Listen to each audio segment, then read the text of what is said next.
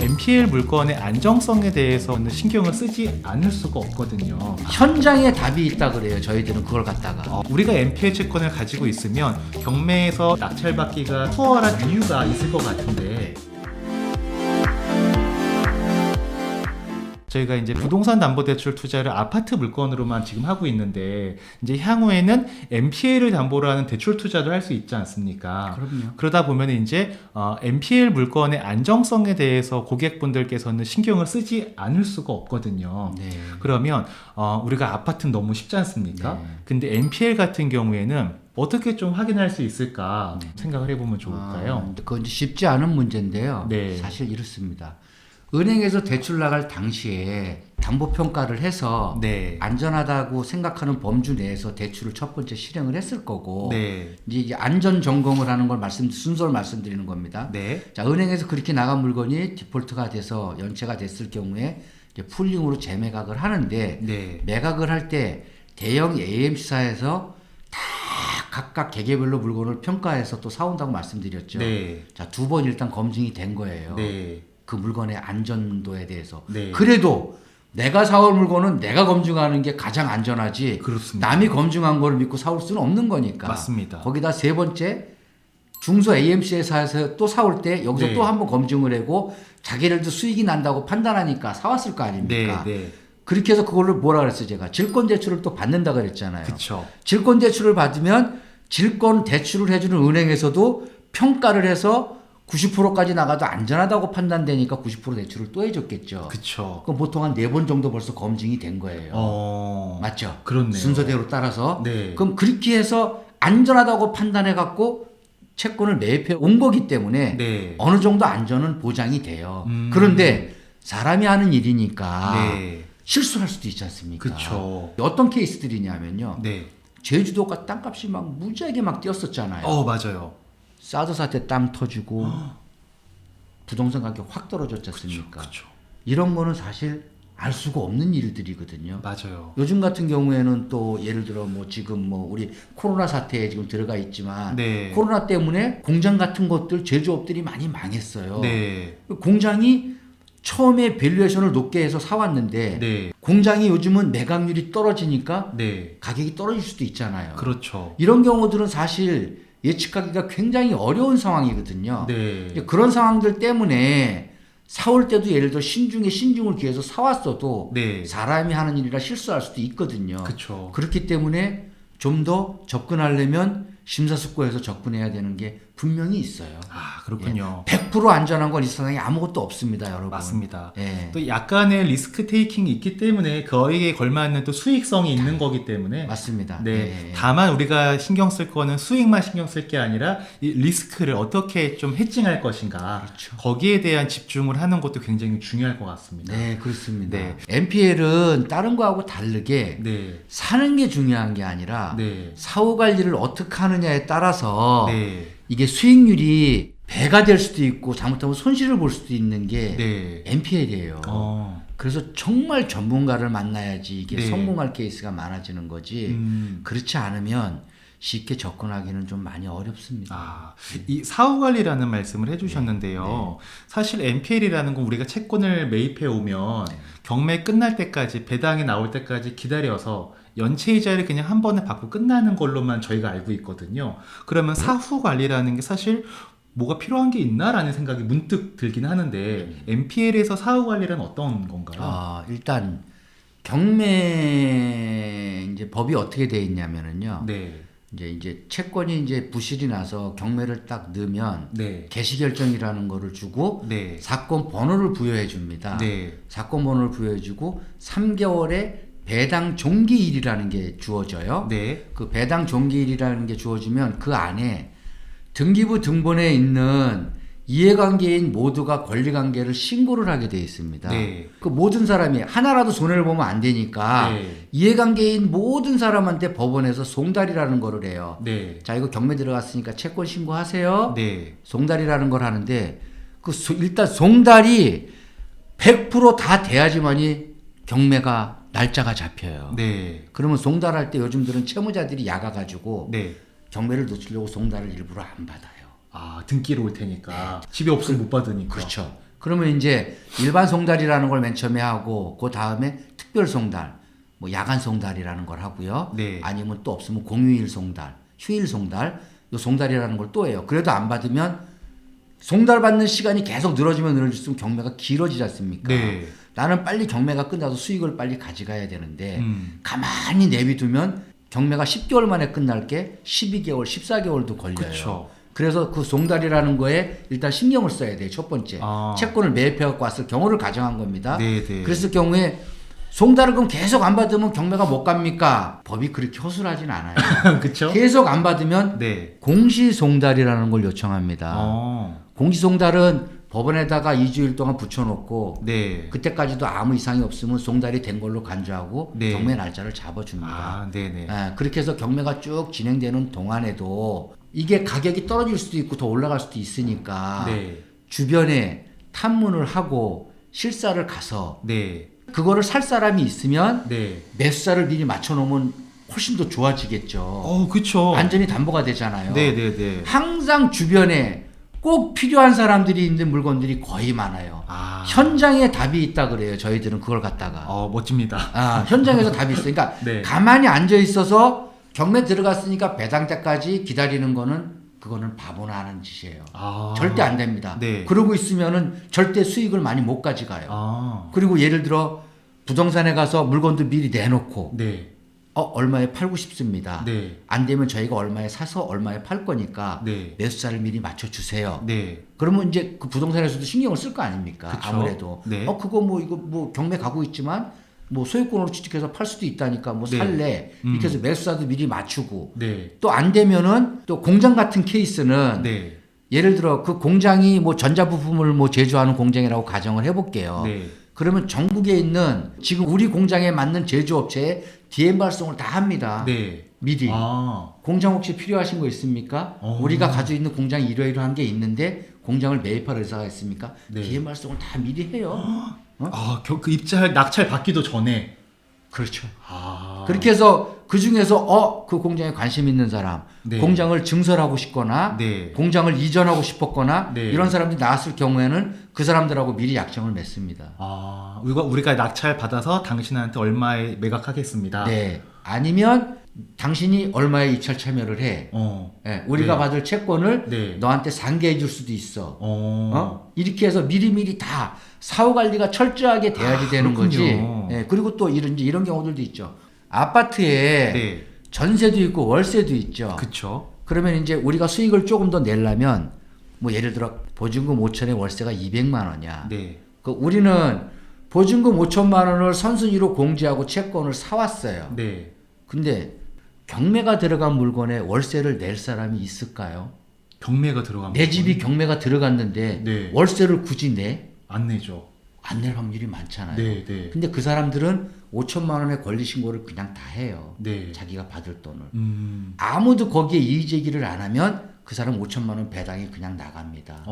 근데 이제 저희 같은 경우는 가서 이제 띵동 눌러서 이제 살고 있는 사람에게 확인을 하죠. 네. 지금 경매 들어갔는데 월세 언제까지 냈어요? 그러면 사람들이 다 착해요. 그래도 네. 대부분이. 네. 그러면은 언제부터 안 냈습니다. 어떤 사람들은 지금도 내고 있어요. 그래요? 그러면 여지껏 낸 거 네. 그 계좌이체 내역서하고 네. 증빙자료 갖고 와. 네. 증빙자료 갖고 오면 배당 때 당신 5천만 원 배당을 다 줄 거고 네. 증빙자료를 못 갖고 오면 배당 이의를 할 거야. 네. 거기 제 돈이 걸려 있잖아요. 네. 그 사람들 돈이 걸려 있기도 하지만 네. 네. 그러면 대부분이 나중에는 다 말씀을 해요. 뭐 9월 달부터 안 내갖고 지금 뭐 12개월째 안 냈다. 네. 그럼 5천만 원, 200만 원씩 뭐 10개월 안 냈으면 2천만 원은 안 낸 거잖아요. 그쵸. 그러면 그 사람이 나중에 배당 때 3천만 원만 청구를 해야지 네. 저희가 배당에 이의를 안 하고 다 돌려줄 거 아닙니까? 그쵸. 그러면 거기서도 2천만 원 수익이 난 거잖아요. 그렇네요. 네. 이런 식으로다가 끊임없이 사후 관리를 해주지 않으면 100원 남을 거 잘못하면 8원 남을 수도 있고 100원 남을 게 120원 남을 수도 있는 거예요. 그렇네요. 그래서 이게 사후 관리가 굉장히 중요합니다. 야, 저 이런 거 생각도 못 했습니다. 네. 엔조님 모시고 이 촬영한다고 해서 사전 지식이 제가 좀 있어야 되니까 네. 책도 여러 권 보고 나름 사전 학습을 좀 하긴 했거든요. 아유, 그러셨어요. 근데 거기에 사후 관리에 대한 내용이 책에는 없었어요. 네. 그냥 그 뭐 법적인 절차라든지 뭐 기간 뭐 이런 것만 나와 있었거든요.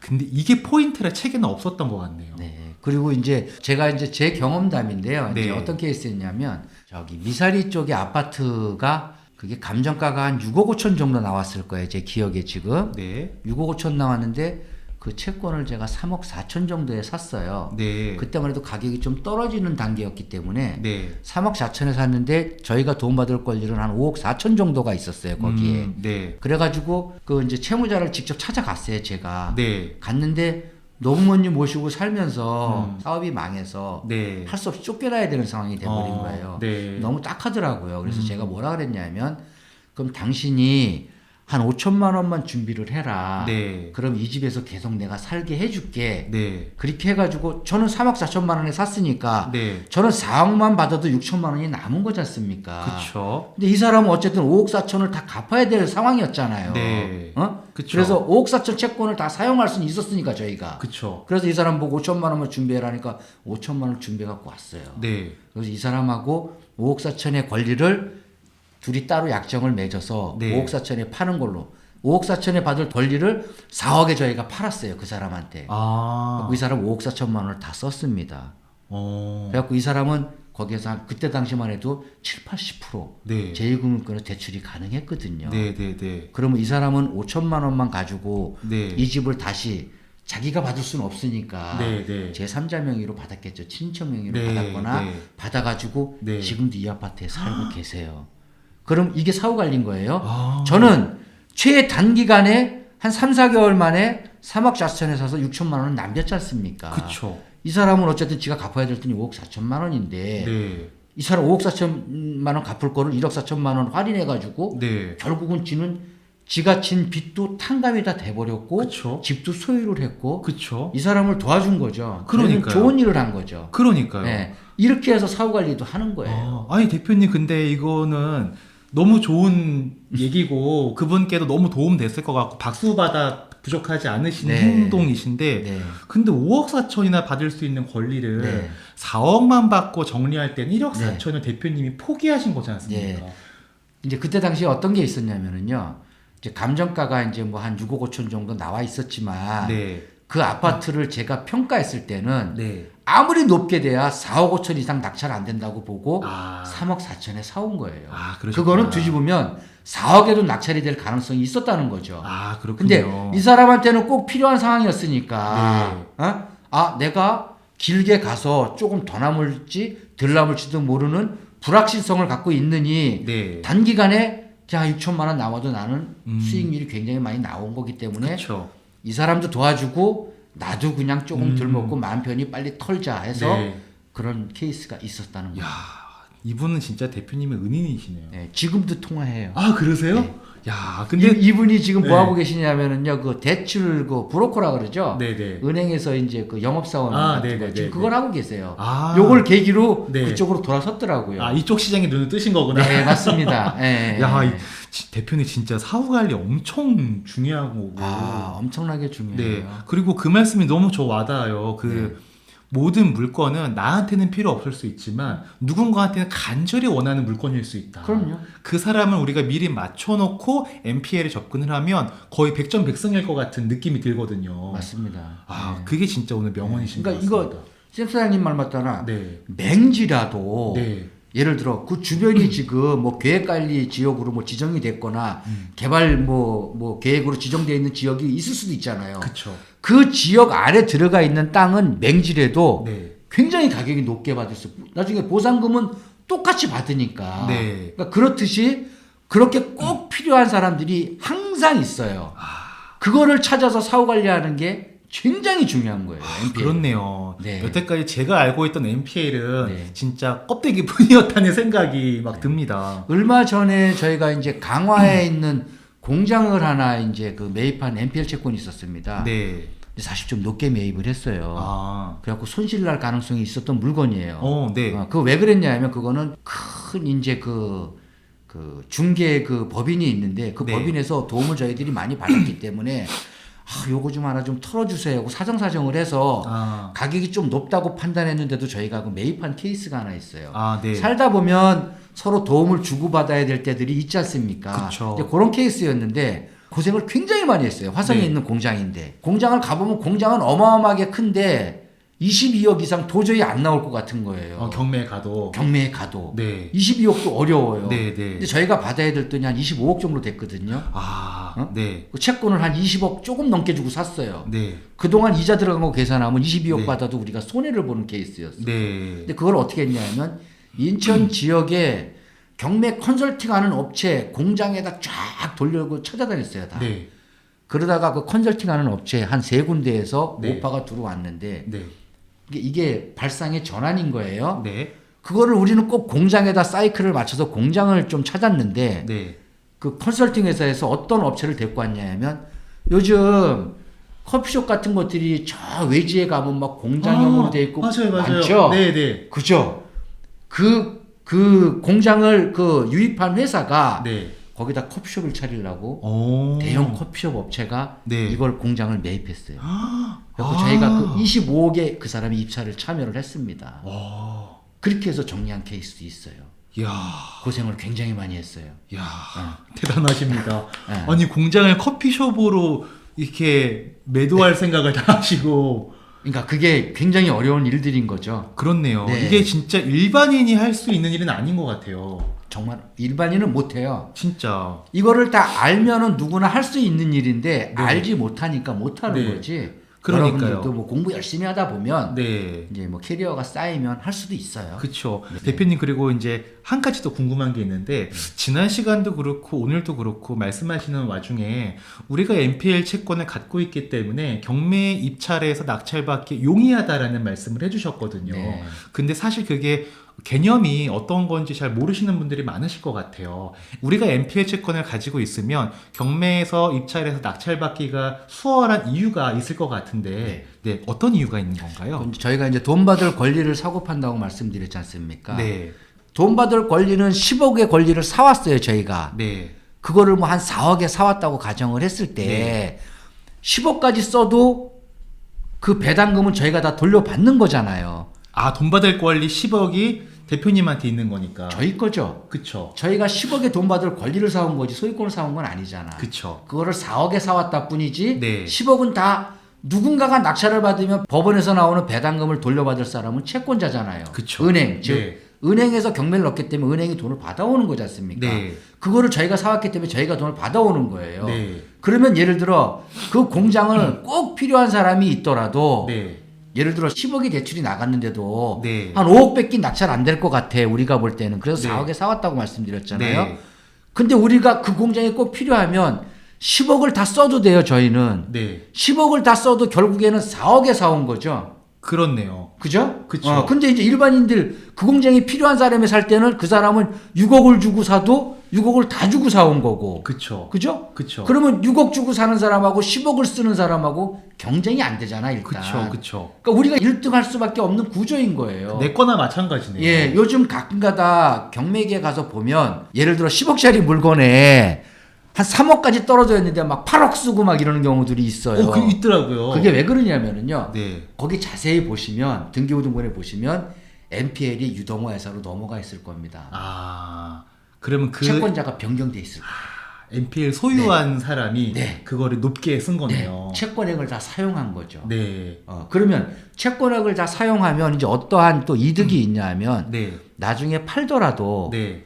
양도차익이 별로 남질 않잖아요. 아, 그렇네요. 그죠? 그렇죠. 내가 NPL 채권을 사온 게 4억이지. 그렇죠. 경매 입찰하면 10억으로 입찰했으니까 그렇죠. 취득가액이 그럼 10억이 되는 거죠. 그렇죠. 10억에 팔아도 양도세 낼 게 없어요. 아, 그렇네요. 네. 내가 10억에 샀잖아요, 그거를.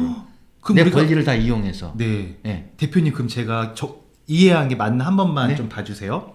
10억짜리 물건이라고 보였는데 NPL을 저희가 이제 10억짜리 물건이었고 대출이 9억이 나가 있는 거예요. 근데 제가 볼 때는 이거 대봤자 경매에서 해봤자 5억밖에 안 될 것 같다 해서 4억 주고 NPL 채권을 사옵니다. 사와서 경매 진행할 때 제가 10억까지 돈을 받을 권리가 있으니까 입찰가를 10억을 쓰는 거예요. 그러면 이제 그 소유권이 저한테 넘어오게 되겠죠. 그리고 10억 낸 돈도 어차피 저한테 올 거니까 실제 제가 들어간 돈 4억만 들어갈 거고, 그런 상태에서 이 소유권이 넘어왔을 때 이 공장을 제가 한 10억에 다시 되팔아요. 네.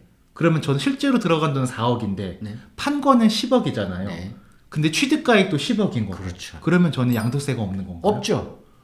양도세라는 거는 이득이 남아야 있는 거잖아요. 그쵸. 내가 돈 차익이 있어야 받는 그렇죠. 내가 돈 받을 권리를 다 사용한 것 뿐이지. 네. 예. 10억에 사가지고 10억에 예를 들어 소득신고 다 했을 거 아닙니까? 저희가. 그쵸. 뭐 취득세 다 내고 거기다 대해서 다 냈으니까 네. 그런 건 상관이 없죠. 아, 그렇군요. 네. 그래서 채권이 이제 그런 점이 용이하고요. 네. 이제 두 번째는 10억에 샀으면 예를 들어 네. 보통 은행에서는 감정가나 낙찰가나 둘 중에 낮은 거에 기준으로 해서 대출을 실행을 해줘요. 네. 그렇기 때문에 예를 들어 뭐 10억의 낙찰을 받았으면 네. 그 물건을 10억으로 보는 게 일단 맞는 거지 않습니까? 그쵸. 낙찰은 10억이 됐으니까 네. 감정가도 10억이 넘게 분명히 책정이 돼 있을 거고 네. 그럼 10억에 놓고 봤을 때 10억에 예를 들어 50%만 대출을 받아도 5억은 네. 대출을 받을 수 있는 거잖아요. 그쵸. 자 그러면 제가 산 채권액의 매입액은 4억인데 네.